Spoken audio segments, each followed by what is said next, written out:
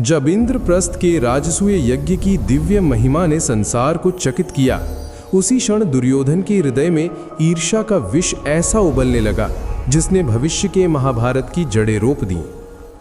इंद्रप्रस्थ में बिताए हुए दिन दुर्योधन के लिए आंतरिक पीड़ा और जलन के दिन थे। बाहर से वह राजकुमार था, गर्व से भरा हुआ, सिर ऊंचा उठाए, सुनहरे अंगराखी और मुकुट में चमकते रत्नों के साथ चलता हुआ, पर भीतर उसका मन मानो खौलते हुए लावे का कुंड था। प्रत्येक क्षण, प्रत्येक दृश्य, प्रत्येक चकाचौंध उसकी आत्मा पर जलते निशान छोड़ रहा था। आकाश में चमकते इंद्रधनुष जैसे भवन, रत्न जड़ित दीवारें, सुगंधित पवन, देवताओं की उपस्थिति, सब कुछ मानो उसे चिढ़ा रहा था। पांडवों के सुख और समृद्धि को देखकर उसे लगता कि मानो उसका हृदय कोई लोहे की संकरी पेटी हो जिसमें ईर्ष्या का तूफान बंद कर दिया गया हो। युधिष्ठिर की ख्याति, उनके यज्ञ की सफलता, कृष्ण का निरंतर सानिध्य, मय द्वारा निर्मित अद्भुत सभा, दुर्योधन के लिए ये सब किसी दिव्य उपलब्धि की कथा नहीं थी, बल्कि उसकी हार, उसका पराभव, उसका अपमान था। और फिर वो घटना जिसे सोचकर भी उसकी देह कांप उठती थी, तालाब में गिरने का अपमान।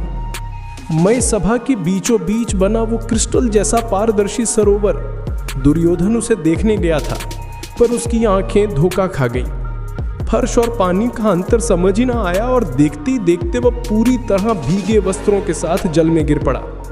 ऊपर खड़े भीम की गूंजती हंसी, कृष्ण की मंद मुस्कान, रानियों की खिलखिलाहट और सबसे तीखी द्रौपदी की हंसी। वो हंसी दुर्योधन के कानों तक नहीं, उसके हृदय के भीतर उतर गई। वो हंसी उसकी नसों में विष बनकर फैल गई। उसे लगा जैसे पूरी सभा उसका मजाक उड़ाती हो।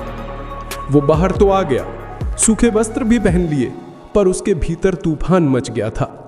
उसके लिए यह घटना केवल एक हादसा नहीं थी, ये अपमान, दुश्मनी और जन्म जन्मांतर की प्रतिशोध अग्नि बन गई। जब वो हस्तिनापुर लौटा तो उसके मन में ज्वालामुखी धधक रहा था। राजमहल की सीढ़ियां चढ़ते समय उसे हर ईंट, हर दीवार, हर धन संपत्ति गरीब और तुच्छ लग रही थी, क्योंकि इंद्रप्रस्थ का वैभव उसके मन पर छा गया था। अपने पिता धृतराष्ट्र के समक्ष बैठकर वो ऐसे रोया जैसे कोई बच्चा अपनी खोई हुई चीज के लिए रोता है। उसने पिता को मय सभा का वैभव, देवताओं की उपस्थिति, कृष्ण द्वारा किया गया अभिषेक, बहते हुए रत्न, सोना, दान दक्षिणा और अपने अपमान की कथा सब विस्तार से सुनाई। उसने कहा, पिताजी, मैं कैसे जीऊं जब मेरे शत्रु इतने शक्तिशाली और समृद्ध हैं। जब तक पांडव फल फूल रहे हैं, मेरे लिए जीवन ही विष के समान है। धृतराष्ट्र मौन रहे, पर उनका मौन ही दुर्योधन के लिए उत्तर था। जब दुर्योधन शकुनी के साथ अकेला बैठा, तब शकुनी ने उसकी ईर्ष्या को हवा दी। वो बोला, युद्ध जीतना कठिन है, पर जुए से सब कुछ जीता जा सकता है। युधिष्ठिर जुए के प्रेमी हैं और मैं जुए का देवता। दुर्योधन का मन मानो सांप की तरह फन उठाकर खड़ा हो गया। उसे लगा वो जिस अपमान से जला है, वो अपमान, वो पीड़ा, वो ईर्ष्या, इन सब का बदला लेने का मौका मिल गया है। जुए से वो पांडवों का धन, राज्य, प्रतिष्ठा और अंत में उन्हें स्वयं सब छीन सकता था। शकुनी ने कहा, बस धृतराष्ट्र को मना लो, इसके बाद जीत हमारी है। धृतराष्ट्र का द्वंद्व। धृतराष्ट्र का दिल दो दिशाओं ने बटा हुआ था।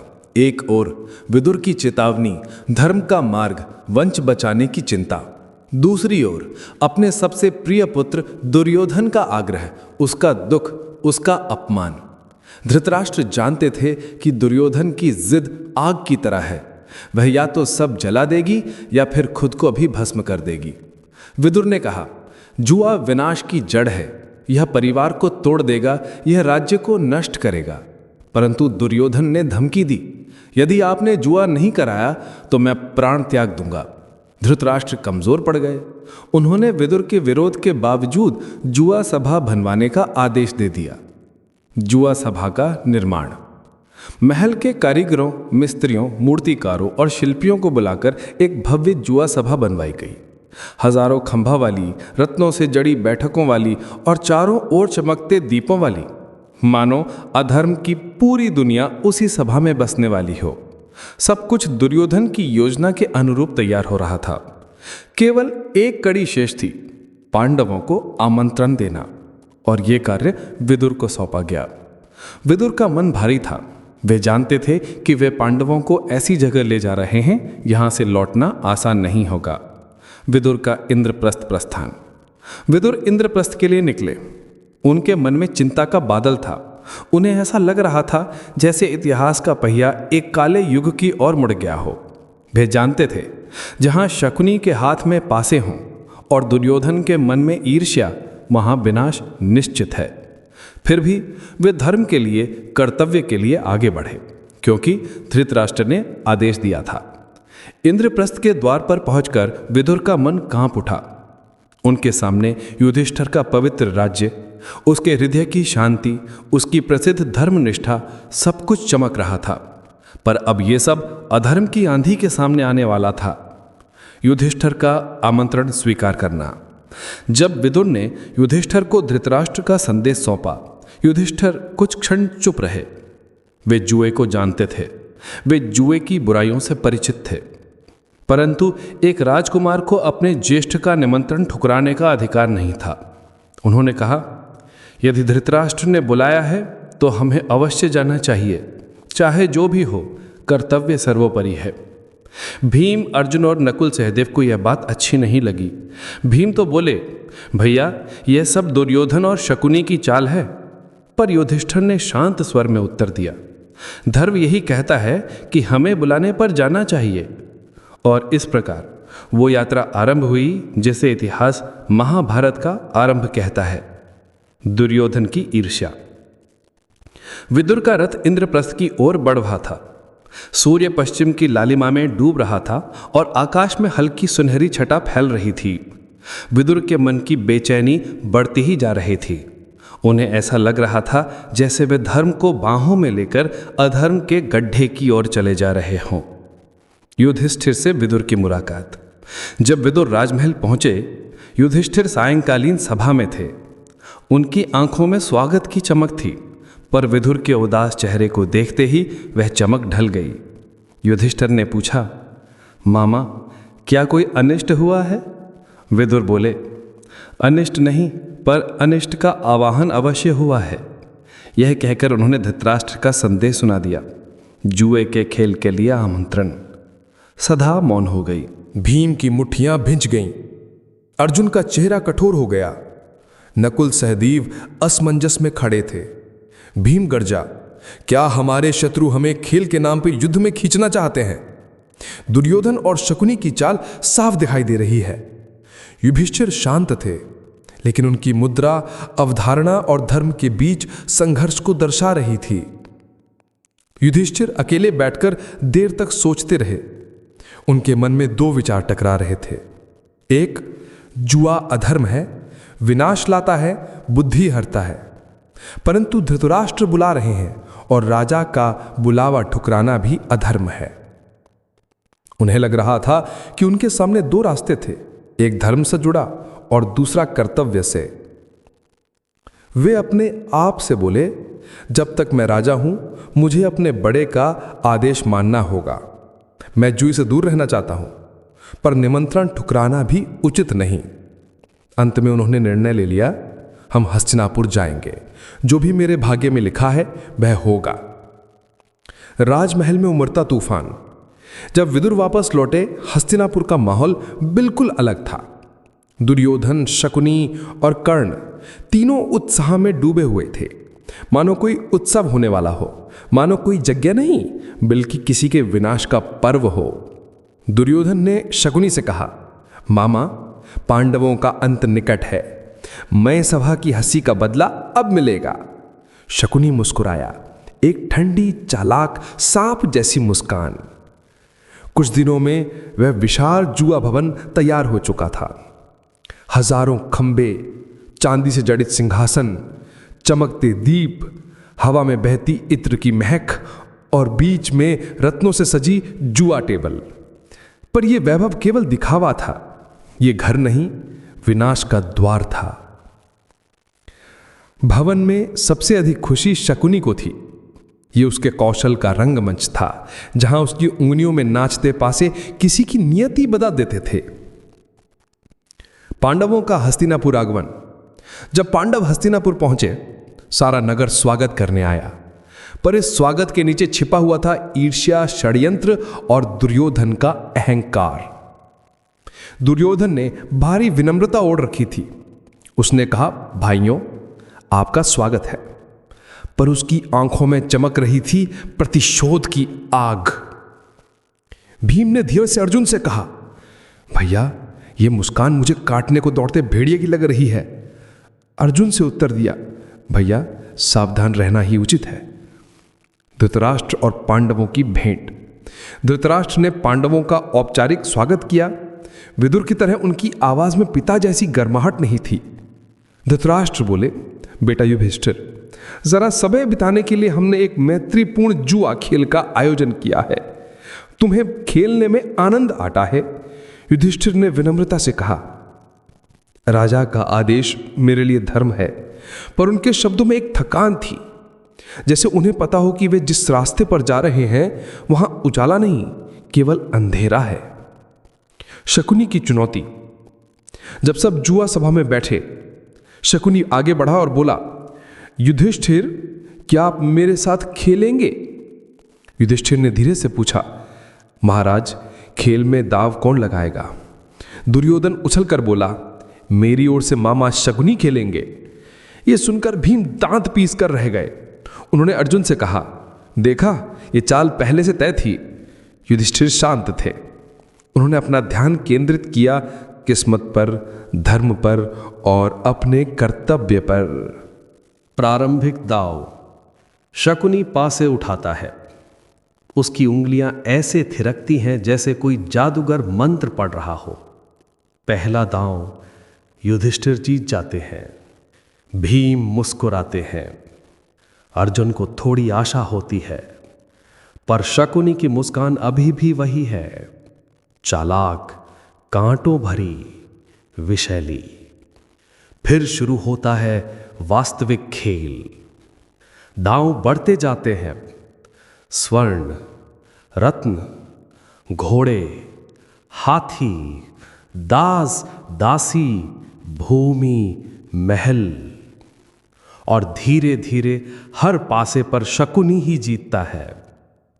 मानो पासे उसके हाथ में जीवित प्राणी हो जो उसके इशारे पर नाचते हों।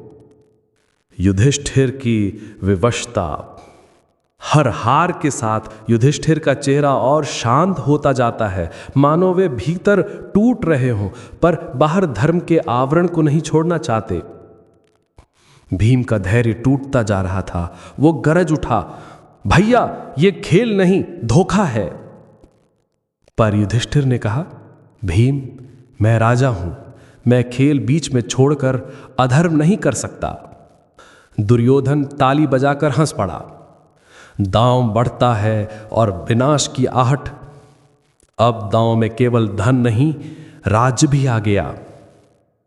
पहले इंद्रप्रस्थ, फिर संपूर्ण हस्तिनापुर, फिर सभी अनुचरों और सेवकों को, और अंत में युधिष्ठिर ने वो वाक्य कहा जिससे महाभारत का इतिहास रक्त से भर गया, मैं अपने भाइयों को दांव पर लगाता हूं।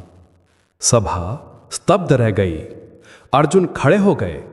नकुल सहदेव रो पड़े। भीम ने अपना गदा उठाई, पर युधिष्ठिर का हाथ उठते ही रुक गए।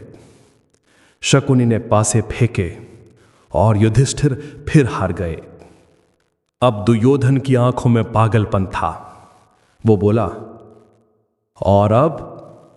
सभा में सन्नाटा था। युधिष्ठिर बोले, अब मैं स्वयं को दांव पर लगाता हूं। और वो भी हार गए। ये इतिहास का सबसे भयावह क्षण था, जब धर्म का प्रतिमान जुए के पासों से हार रहा था। जुआ सभा में सब कुछ डगमगाने लगा था। धर्म, मर्यादा, परंपरा और युधिष्ठिर की जीवित आशा। शकुनी के पासों की खटखट मानो विनाश का ढोल बन गई थी।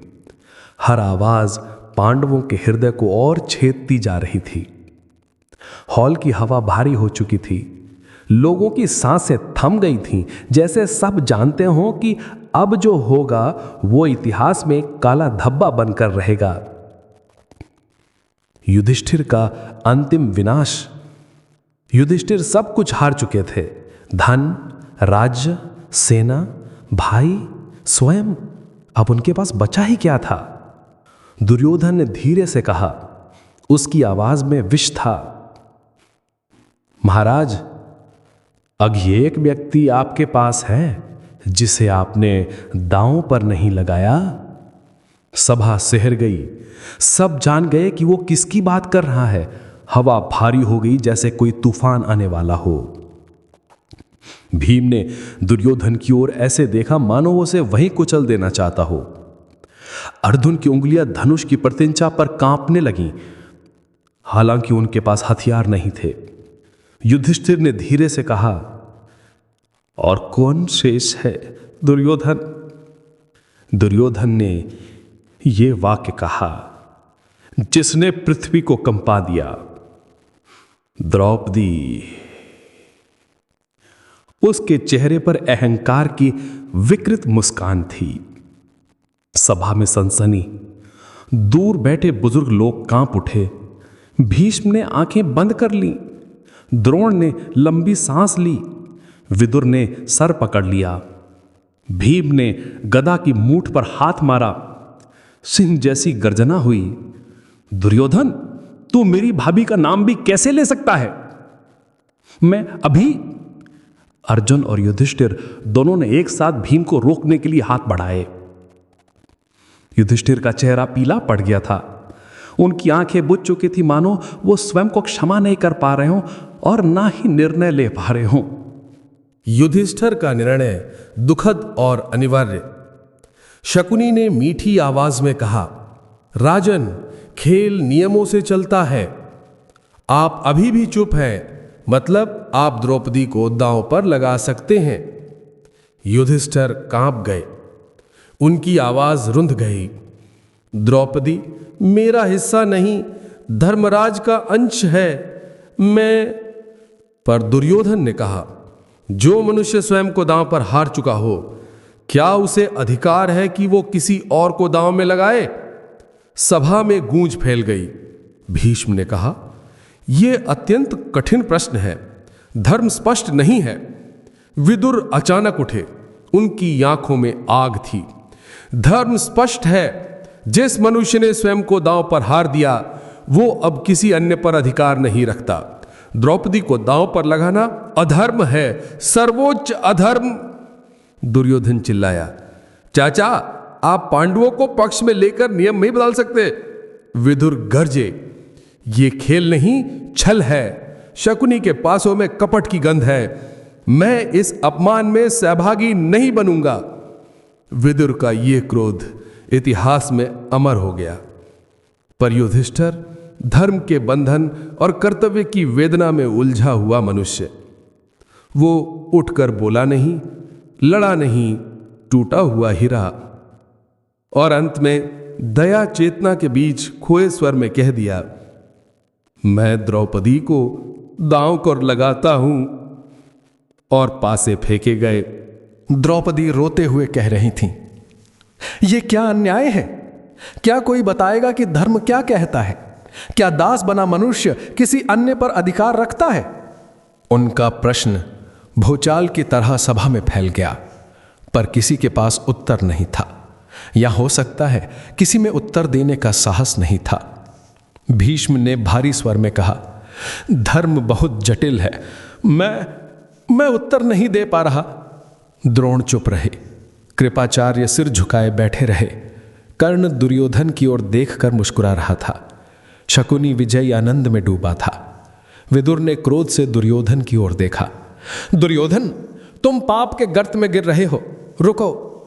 पर दुर्योधन ने कहा, दासी को दासी जैसा ही व्यवहार मिलेगा। और उसने दुशासन से कहा, द्रौपदी का वस्त्र उतार दो। इन शब्दों ने समूची धरती को हिला दिया। सभ्यता थर्रा उठी। स्त्रियों की मर्यादा टूट गई। धर्म कांप गया और महाभारत का सबसे भयावह क्षण शुरू होने वाला था। हे मधुसूदन, मेरे रक्षक, हे कृष्ण, आज मेरी लाश तुम्हारे हाथ है। उनकी आवाज आंधी बन गई। उन्होंने किसी मनुष्य को नहीं, स्वयं जगन्नाथ को पुकारा। पांडवों का आक्रोश। भीम दहाड़े, दुशासन, मैं आज तेरे शरीर की हड्डियां तोड़ दूंगा, तेरा रक्त पीऊंगा, शपथ है मुझे।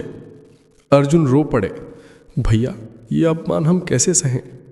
युधिष्ठिर सिर झुकाए बैठे थे, टूटे हुए, खामोश, बोझल आत्मा के साथ।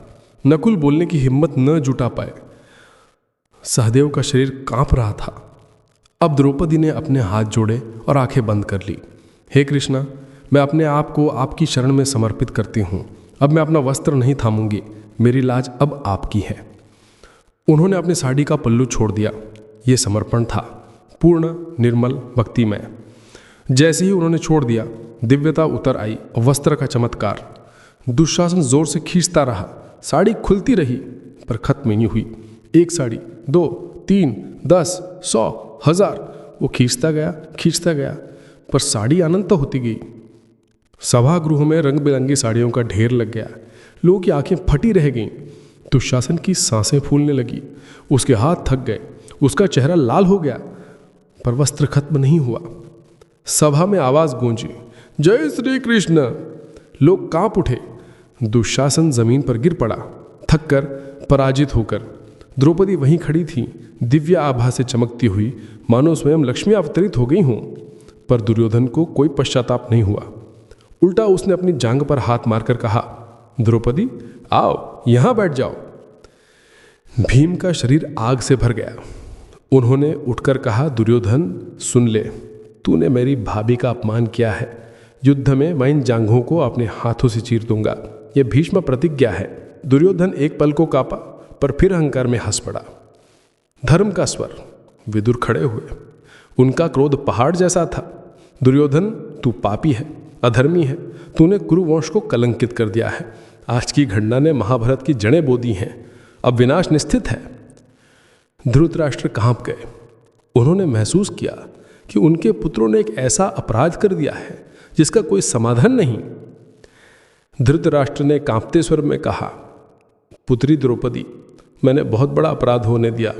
मैं तुमसे वर चाहता हूँ, जो मांगना चाहो मांगो। द्रौपदी ने रोते हुए कहा, पहला वर युधिष्ठिर को मुक्त करें। धृतराष्ट्र ने कहा, अब तुम दासी नहीं महारानी हो। फिर द्रौपदी ने दूसरा वर मांगा, मेरे चारों पति मुक्त हों। धृतराष्ट्र ने इसे भी स्वीकार कर लिया। वो बोली, तीसरा वर मैं नहीं मांगूंगी महाराज, क्योंकि धर्म यही कहता था। सभा में शांति, लेकिन अस्थाई। धृतराष्ट्र ने सब पांडवों को वापस सम्मान दिला दिया। सभा थोड़ी देर के लिए शांत हुई, जैसे तूफान ने थोड़ी देर के लिए विराम ले लिया हो। पर दुर्योधन शांत नहीं था।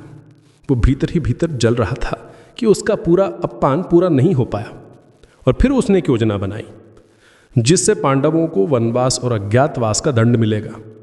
और महाभारत का यह अध्याय यहीं से और गहरा और रक्तरंजित बनता चला गया। दुर्योधन की ईर्ष्या और पांडवों का अपमान उसी दिन नियति के घड़े में युद्ध का प्रथम बीज बन गया। एक ऐसा बीज जो आगे चलकर कुरुक्षेत्र के महाविनाश में बदलने वाला था।